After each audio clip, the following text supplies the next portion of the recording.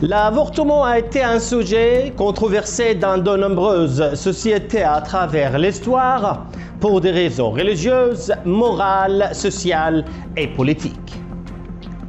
Dans de nombreux cas, des lois ont été mises en place pour empêcher l'avortement. Cependant, dans d'autres pays, des lois ont été mises en place pour le légaliser et le réglementer.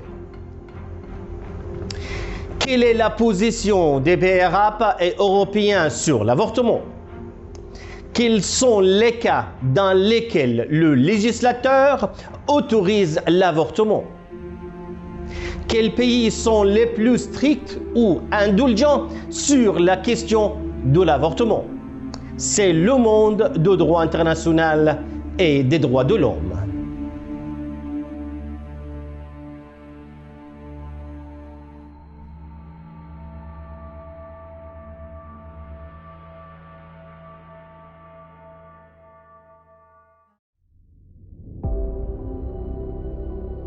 Les statistiques mondiales sur l'avortement sont vraiment terrifiantes.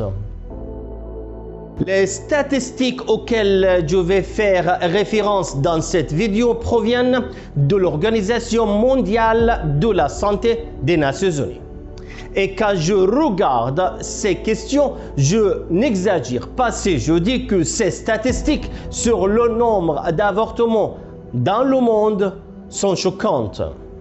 Car l'organisation affirme que 73 millions d'avortements ont lieu dans le monde chaque année.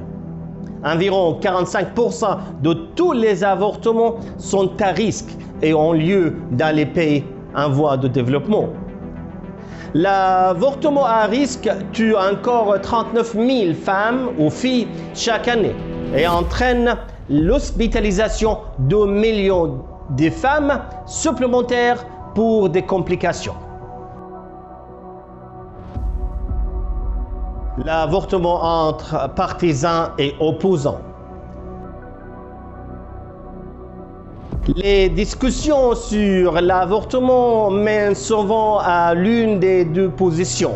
Les partisans de plus de restrictions légales sur l'avortement se décrivent souvent comme pro-vie, tandis que les opposants aux restrictions légales sur l'avortement se décrivent souvent comme pro-choix.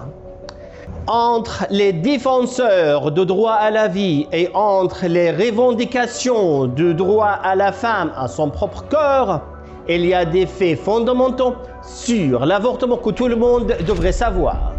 Les avortements arrivent tout le temps et quoi que dise la loi. Et en d'autres termes, que l'avortement soit légal ou non, les gens ont toujours besoin de services d'avortement et ont régulièrement accès. La position des différentes législations arabes sur la question de l'avortement. De nombreuses législations dans les pays arabes et islamiques conviennent que l'avortement n'est pas autorisé car il n'est pas permis à un médecin de pratiquer un avortement ou de prescrire que ce soit qui ferait avorter une femme, sauf dans les deux cas suivants. La première, si la poursuite de la grossesse met en danger la vie de la femme enceinte. Et la deuxième, si la déformation du fœtus s'avère grave, cela le rend incompatible avec la vie. Mais la Tunisie est l'un des rares pays arabes où la loi tunisienne permet à toute femme majeure de pratiquer un avortement pour une grossesse non désirée, quel que soit son statut matrimonial, marié ou célibataire, et gratuitement et sans avoir besoin de consentement de quiconque si la grossesse ne dépasse pas 3 mois. Dans de nombreux pays, l'avortement est protégé par la loi. Et bien que le statut juridique de l'avortement varie considérablement d'une région à l'autre, une grande majorité de pays autorisent l'avortement dans au moins certaines circonstances. La plupart des pays de l'Union européenne autorisent l'avortement sans restriction ni condition, mais ils diffèrent les uns des autres en termes d'âge de fœtus. Les Pays-Bas autorisent l'avortement volontaire jusqu'au 24e semaine de grossesse. La loi néerlandaise impose un délai d'attente obligatoire de 5 jours après la première visite à la clinique d'avortement pour discuter d'un avortement afin que les femmes puissent réfléchir attentivement à leur décision. En Suède, l'avortement peut être pratiqué sans restriction tant que le fœtus n'a pas de 18e semaine. L'Espagne, pour sa part, a adopté une loi qui donne aux femmes le droit d'avoir un avortement sans justification ni restriction jusqu'à la 14e semaine de grossesse. En Allemagne, l'avortement est interdit par le code pénal. Cependant, il est possible d'accéder à la IVG sans poursuite aux conditions suivantes.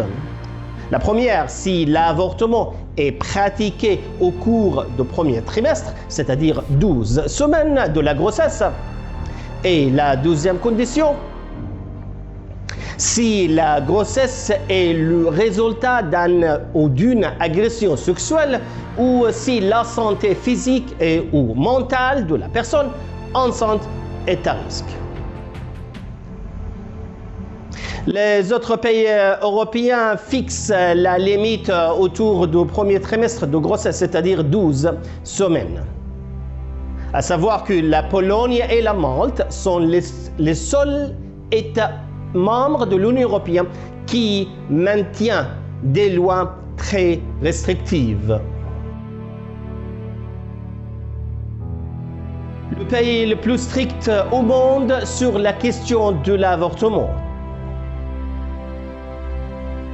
Le Salvador est probablement l'un des pays les plus stricts en matière d'avortement, l'ayant totalement interdit en 1998 en toutes circonstances, même dans les cas où la grossesse constitue une menace pour la vie de la mère ou l'enfant. Le Salvador ne l'autorise non plus dans les cas où la grossesse est réalisée à la suite d'un viol.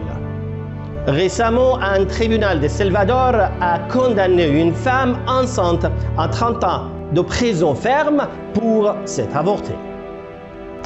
Finalement, je dois dire que le droit à un avortement sûr et légal est un droit humain fondamental protégé par de nombreux traités internationaux et régionaux relatifs aux droits humains et par des constitutions nationales à travers le monde.